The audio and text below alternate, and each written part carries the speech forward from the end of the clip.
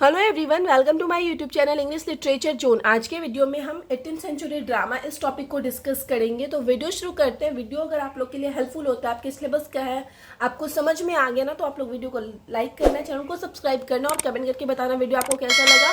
और वीडियो से रिलेटेड कोई डाउट है तो आप इंस्टाग्राम पर मैसेज कर सकते हो, ठीक है। इंस्टाग्राम का लिंक जो है आपको इस वीडियो के डिस्क्रिप्शन बॉक्स में या फिर चैनल के अबाउट वाले सेक्शन में मिल जाएगा। एक और चीज़ यहाँ पे हम डिस्कस करना चाहेंगे कि अगर आपको कोई वीडियो क्लियर नहीं दिख रहा है, मतलब एक होता है ना, मतलब ब्लर सा दिख रहा है, क्लियर नहीं दिख रहा है, तो आपको क्या करना है ना, उस वीडियो की क्वालिटी थोड़ी हाई करके देखनी है, तो वो वीडियो आपको क्लियर दिखेगा। क्योंकि हम 1 साल पहले जो वीडियो अपलोड कर रहे थे तो उस टाइम मतलब ज़्यादा अच्छा जो भी फ़ोन था ना, उससे मतलब उसकी वीडियो क्वालिटी बहुत ज़्यादा क्लियर नहीं आ पाती थी।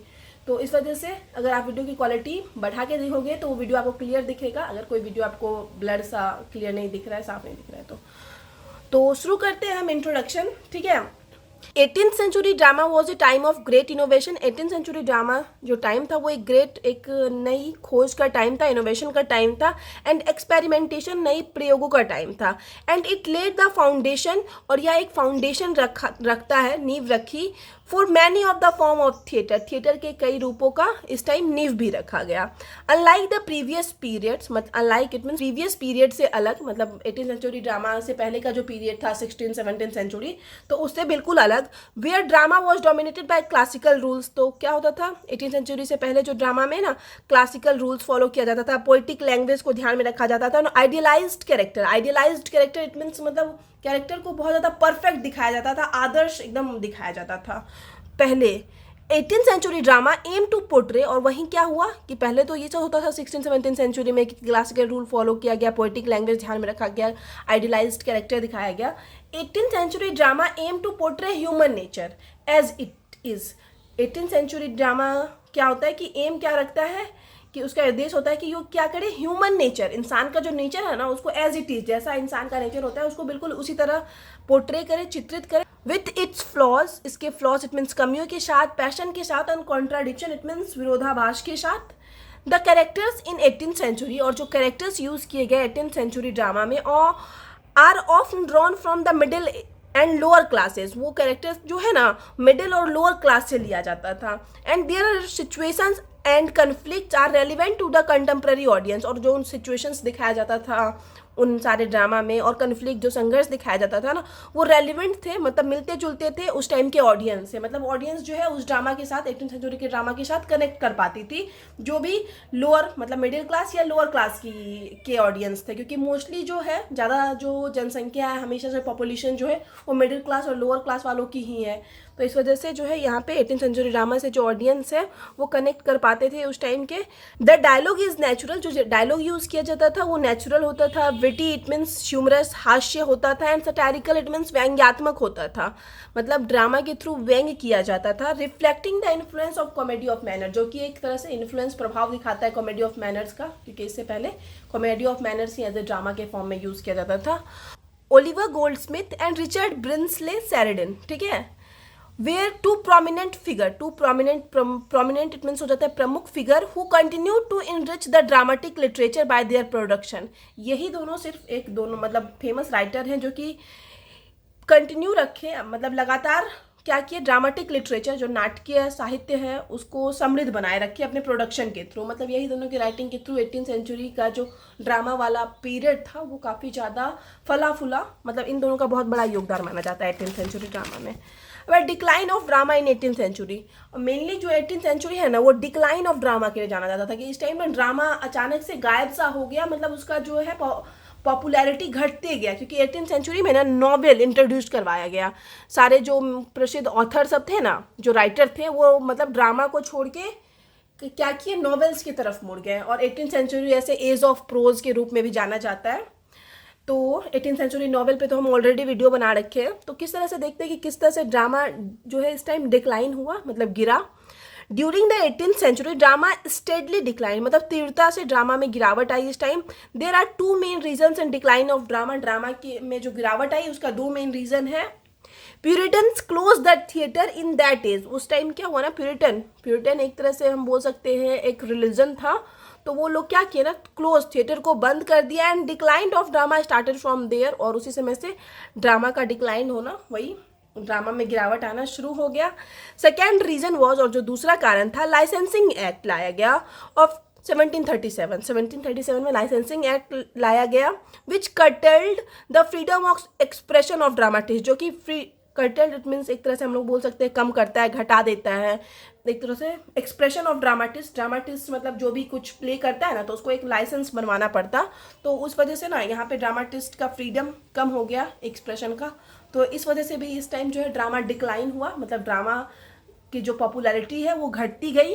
द रिजल्ट वॉज दैट, और इसका परिणाम यह हुआ कि नंबर ऑफ राइटर्स की ढेर सारे राइटर्स लाइक जैसे कि Fielding who could marks as dramatist, जिसको कि हम लोग एज एक ड्रामाटिस्ट के रूप में चिन्हित कर सकते हैं, जान सकते थे, लेफ्ट थिएटर, वो लोग थिएटर को छोड़े, and turn towards the novel की तरफ मुड़ गया। ठीक है, तो इस टाइम ड्रामा का डिक्लाइन भी हुआ, 18th सेंचुरी इसलिए भी जाना जाता है। अब आगे है genre of drama in 18th century. अगर 18th सेंचुरी में जो थोड़ा बहुत ड्रामा लिखा गया तो उसमें कौन सी शैली, जॉनरा इट मीन शैली होता है, उसका यूज किया गया। Two genre of drama became very popular in 18th century. 18th century में ना दो तरह का ड्रामा की दो शैली जो है काफ़ी ज़्यादा फेमस हुई।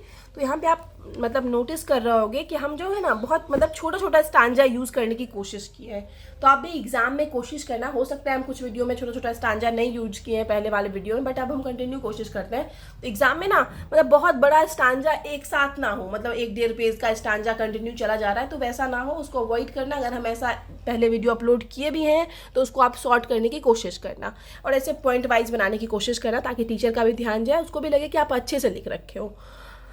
तो जो दो शैली फेमस हुआ वो कौन था, एक ट्रेजेडी था और दूसरा कॉमेडी था।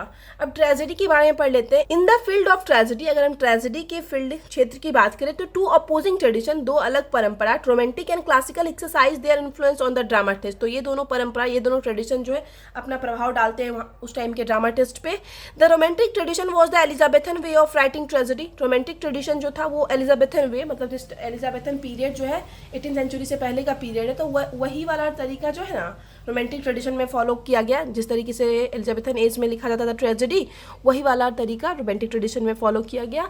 और एलिजाबेथन एज को ध्यान रखिएगा इंग्लिश लिटरेचर का गोल्डन पीरियड कहा जाता है, ऑब्जेक्टिव के पॉइंट ऑफ व्यू से golden period of English literature Elizabethan age. इसमें इस टाइम जैसे Shakespeare, William Shakespeare, Marlowe, Sidney जैसे फेमस ऑथर हुए हैं। अब आगे है द क्लासिकल ट्रेडिशन, और दूसरा ट्रेडिशन है classical tradition, which was mainly the French tradition of writing tragedy. वो जो था फ्रेंच ट्रेडिशन था, एक फ्रेंच मतलब फ्रांस से गई ट्रेजेडी का जो परंपरा था ना, उसको फॉलो किया जाता था। Tragedy which they were written according to classical pattern, और जो ट्रेजेडी क्लासिकल पैटर्न के अकॉर्डिंग लिखा गया है वेयर, वो है एडिसन्स कैटो। कैटो नाम का ट्रेजेडी है एडिशन का, जो कि काफ़ी फेमस हुआ। जेम्स थॉम्सन्स की है सफोनस बा, एंड डॉक्टर जॉनसन, और डॉक्टर जॉनसन की आयरन नामक ट्रेजेडी है। तो 3 ट्रेजेडी हम एग्जाम्पल में दिए। अब आगे कॉमेडी के बारे में पढ़ते हैं। During the 18th century comedy was deteriorating into farce, मतलब कॉमेडी को क्या किया गया ना, डेटोरिएटिंग इट मीन्स मतलब उसका रूप मतलब बिगड़ता चला गया, और वो एक मतलब फार्स में बदल गया। कॉमेडी को इस टाइम फार्स के रूप में यूज़ किया जाने लगा, कॉमेडी से बदल के वो फार्स का रूप ले लिया।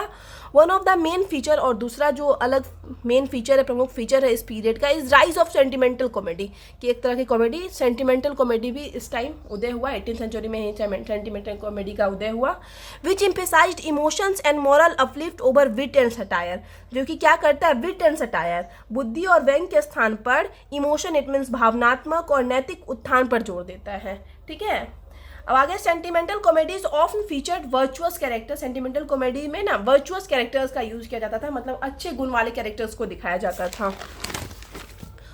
Who were faced with difficult challenges, जिनको मतलब ढेर सारा चैलेंजेस, डिफिकल्ट कठिन चैलेंजेस फेस करते हुए दिखाया जाता था। But who ultimately triumphed through their goodness and compassion, but अंततः क्या होता था, जो कैरेक्टर्स होते थे जिसमें अच्छा गुण गुडनेस दिखाया जाता था ना, तो अंततः उनको मतलब जीतता हुआ दिखाया जाता था कि वो जीत रहे हैं अपने गुडनेस इट मीन्स अपने अच्छाई के थ्रू, और कंपैशन इट मीन्स दया करुणा के through. Some of the most famous sentimental comedies include, कुछ जो बहुत ज़्यादा फेमस सेंटिमेंटल कॉमेडी उसमें ये लिखा गया उस टाइम, उसमें शामिल है ओलिवर गोल्डस्मिथ की the good natured man and the six stoops to conquer. Six stoops to conquer काफ़ी अच्छी मतलब काफ़ी फेमस प्ले है, इस पर हम वीडियो भी अपलोड कर रखे हैं। अब आगे है dramatist of 18th century. 18th century में कौन कौन से ड्रामाटिस्ट आए। Some of the most important dramatist of 18th century include, कुछ फेमस जो बहुत ज़्यादा फेमस है 18th सेंचुरी ड्रामा उसमें शामिल हैं Oliver Goldsmith, Richard Brinsley Sheridan हम बताए थे, कॉले शिबर, ह्यू कैली, रिचर्ड कम्बरलैंड। ओलिवर गोल्डस्मिथ, साथ में हम यहाँ पे ये बॉर्न का डेथ है और कब इनकी मृत्यु हुई, डेथ हुई, उन दोनों का डेट लिख रखे हैं। आपके लिए इंपॉर्टेंट नहीं है, आप ये वाला सेक्शन नहीं भी लिखते हो तो कोई दिक्कत नहीं है, ठीक है, क्योंकि ऐसे सब ऑथर का कि कब जन्म हुआ, कब उनकी मृत्यु हुई, याद रखना थोड़ा मुश्किल है, क्योंकि आप लोग को सिर्फ एक ही क्वेश्चन नहीं कवर करना है, ढेर सारा क्वेश्चन है। तो बस आप नाम ध्यान रखना कि ओलिवर गोल्डस्मिथ आए। Oliver Goldsmith was one of the most popular 18th century writer, novelist, playwright, dramatist, मतलब काफ़ी फेमस 18th सेंचुरी के राइटर थे, नॉवेलिस्ट, उपन्यासकार थे, नाटककार थे और ड्रामाटिस्ट थे। डॉक्टर जॉनसन डिस्क्राइब हिम, और डॉक्टर जॉनसन जो है उनके बारे में कहते हैं ए वेरी ग्रेट मैन। तो डॉक्टर जॉनसन जो है ए वेरी ग्रेट मैन के रूप में ओलिवर गोल्डस्मिथ को डिस्क्राइब करते हैं। Among his world famous works include, उनके वर्ल्ड फेमस वर्क्स में शामिल है she stoops to conquer, the vicar of Wakefield, the deserted village and good natured man. ठीक है, तो ये सारा काफ़ी फेमस वर्क है। अब दूसरा है रिचर्ड प्रिंसले शेरिडन, जिनका कि भी फिर से हम 1751 में जन्म हुआ था और 1860 में डेथ हुआ था। One of the most prominent, प्रमुख और इन्फ्लुएंसर यानी प्रभावशाली author of 18th century drama is Richard Brinsley Sheridan, मतलब काफ़ी ज़्यादा प्रमुख और इन्फ्लुएंशियल, इट मीन्स प्रभावकारी जो ड्रामाटिस्ट थे 18th सेंचुरी के, वो थे Richard Brinsley Sheridan. He was an Irish poet, वो एक आयरिश पोइट थे, सटायरिस्ट यानी व्यंगकार थे, नॉवलिस्ट थे, प्ले राइट थे, नाटककार थे एंड थिएटर मैनेजर थे। Sheridan is best known for his 2 masterpiece, अपने 2 मास्टरपीस यानी फेमस वर्क्स के लिए जाने जाते हैं। पहला तो है the Rivals and the School for Scandal, which are considered among the finest example of comedy of manners, जिसको कि one of the finest example, बहुत अच्छा एग्जाम्पल माना जाता है कॉमेडी ऑफ मैनर्स का इंग्लिश लिटरेचर, अंग्रेजी साहित्य में। His plays have a strong moral dimension, इनके प्ले में एक स्ट्रॉन्ग, एक मजबूत मॉरल डायमेंशन यानी नैतिकता दिखाई जाती थी। As they expose the hypocrisy, और वो लोग क्या करते थे ना, एक्सपोज करते थे, एक तरह से हम लोग को प्रकट करते थे, प्रदर्शित करते थे।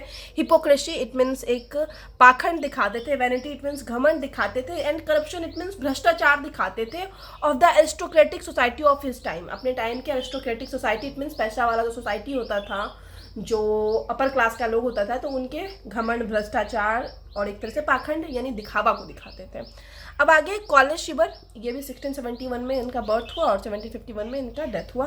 कॉले was a great dramatist of 18th century, Colley जो थे 18th सेंचुरी के ग्रेट ड्रामाटिस्ट थे एंड इंग्लिश एक्टर मैनेजर भी थे और प्ले राइट भी थे। He produce some 30 plays during his literary career, अपने साहित्यिक करियर के दौरान ये लगभग 30 प्ले लिख रखे हैं।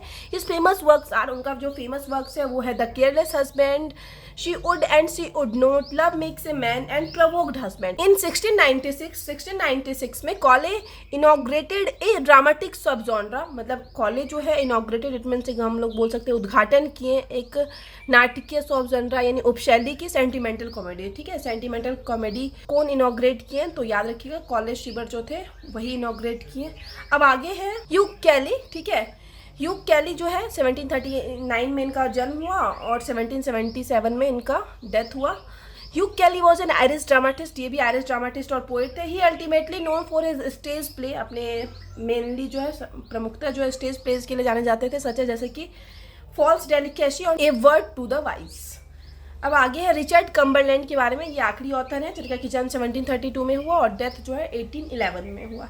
Richard Cumberland was an English dramatist, Richard Cumberland जो थे वो इंग्लिश ड्रामाटिस्ट थे, सिविल सर्वेंट थे। During the late 18th century, मतलब 18th सेंचुरी के आखिरी टाइम में, Cumberland was the leading purveyor of the sentimental comedies. Leading purveyor it means एक प्रमुख, परवेयर इट मीन्स हम लोग बोल सकते हैं सप्लायर के रूप में, जो मतलब अंत टाइम में जो है ना, इस तरह से हम बोल सकते हैं कि 18th सेंचुरी के अंतिम वाले समय में मतलब सिर्फ यही एक प्रमुख सेंटिमेंटल कॉमेडी के ऑथर के रूप में जाने जाते थे। मतलब अंतिम में ये बहुत ज़्यादा सेंटिमेंटल कॉमेडी प्रोड्यूस किए। ही कंपोज ओवर 50 प्लेस, ये लगभग 50 प्लेस लिख रखे हैं, including 6 that were theatrical hits, और जिसमें से 6 शामिल है जो कि थिएटर हिट्स है, मतलब काफ़ी ज़्यादा थिएटर में ड्रामा के रूप में जिसको बहुत ज़्यादा हिट माना गया, एक तरह से बहुत ज़्यादा जिसको प्रसिद्धि मिली, उसमें शामिल है the brothers, the West India, the fashionable lovers, the Jew, the wheel of fortune and false impression. तो ये सब काफ़ी फेमस था रिचर्ड कम्बरलैंड का work.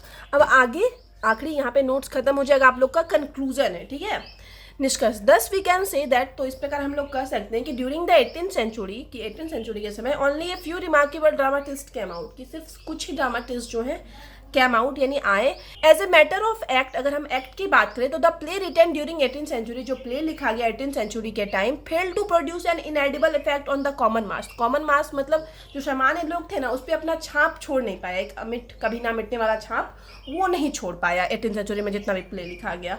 The sentimental comedy in 18th century, जो सेंटिमेंटल कॉमेडी था 18th सेंचुरी का, जिसके लिए मेनली 18th सेंचुरी फेमस है, was a reaction against the comedy of manner. इसको माना जाता है एक रिएक्शन था ऑफ द रेस्टोरेशन पीरियड, की रेस्टोरेशन पीरियड में जो वो कॉमेडी ऑफ मैनर्स लिखा गया ना, तो उसी के रिएक्शन में सेंटिमेंटल कॉमेडी लाया गया 18th सेंचुरी में। अलदा हालांकि all the drama written in this period, की जितना भी ड्रामा लिखा गया ना इस पीरियड में, पोर्ट्रे ह्यूमन नेचर, वो सारा क्या होता था ना, ह्यूमन नेचर को दिखाता था, इंसान की प्रकृति को दिखाता था। तो इस तरह से जो है यहाँ पे आप लोग का नोट्स खत्म होता है। नॉर्मली हम 15 से 20 मार्क्स तक आप ये नोट्स यूज़ कर सकते हो, 12 से 15-20 मार्क्स तक, और आप इससे कम मार्क्स का है, 10 मार्क्स का है, तो उस नोट्स को अपने अकॉर्डिंग छोटा भी कर सकते हो।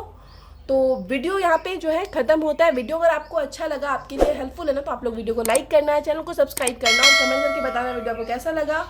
मिलते हैं नेक्स्ट वीडियो में नेक्स्ट टॉपिक के साथ।